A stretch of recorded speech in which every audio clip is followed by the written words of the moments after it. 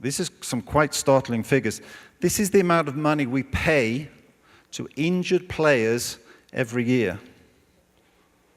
So the Master Baseball, $700 million we pay to injured players every year. $450 million in the NFL, $350 million in the NBA, and about $300 million in the Premier League. And about 40% of those are deemed to be avoidable. And in the Premier League, the number of injuries hasn't changed. The average number of injuries hasn't changed over the last 11 years. 11 years. So there's a lot of money there being spent on injured players. And this is one of the key messages here, that we believe, or we know, and the way we work in Leicester, is that fit, robust, and healthy players form the foundation for success. So if you have this pyramid of performance, the foundation is fit, robust, and healthy players. And this is where the brain comes in, and this is something that it's in the later years. These are two players who, the first one said, football is played with your brains, not with your feet. You can stop running for long periods of the game. However, what you can never do is stop thinking. So for me, when I evaluate performance, I have to have a combination of the physical performance, but also the decision making. Now up here, we have an estimate that a player will make at least 1,000 decisions during a game. Now, that's moderate. We think it could be up around 3,000 or 4,000 decisions during a game. Of course, not all with the ball, but very important decisions. So what about Leicester City? Well, we built our success last season on fit, healthy, and robust players. So our stats said that the average of player availability was 96%. So it meant that we averaged one injured player per game for the whole season.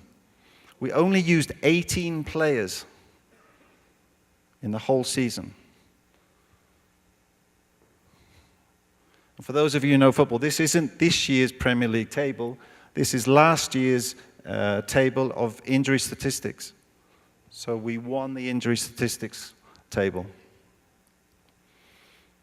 This year is actually not looking too bad. So again, this is the Champions League average. We're in December back up to 95%. Now, we're not as successful this year as last year, so it's a foundation for success. It's not a guarantee for success. In order to get a high performance, we need an optimal load, and it's a training load and a match load. And this optimal load here will give us a high performance. If the load is too low or too high, we won't get an optimal performance. And we can keep this curve here and say it's the same for injuries. If the load is too low, we'll increase the risk of injury. If the load is too high, we'll increase the risk of injury. So a lot of what we do at Leicester and a lot of what sports science in team sports is about now is load management. And the load is all the training, all the matches. So if we look at the load during a week, it'll be all the training sessions we do in that week, and it will be the match or matches we play in that week, and it will be all the running we do, obviously with and without the ball, the volume of the running, the intensity of the running, and also the gym work. And this is a big challenge for us we know we're after an optimal load, but it's a big challenge for us to quantify that.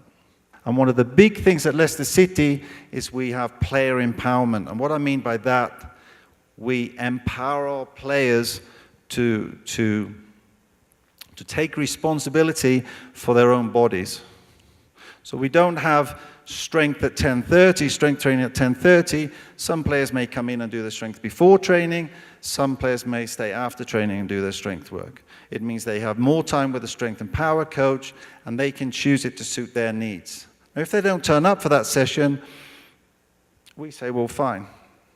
This is for you, it's not for us. And we're still working on the model, but it's a key point to one of the reasons we were successful and are still successful, is we've empowered our players.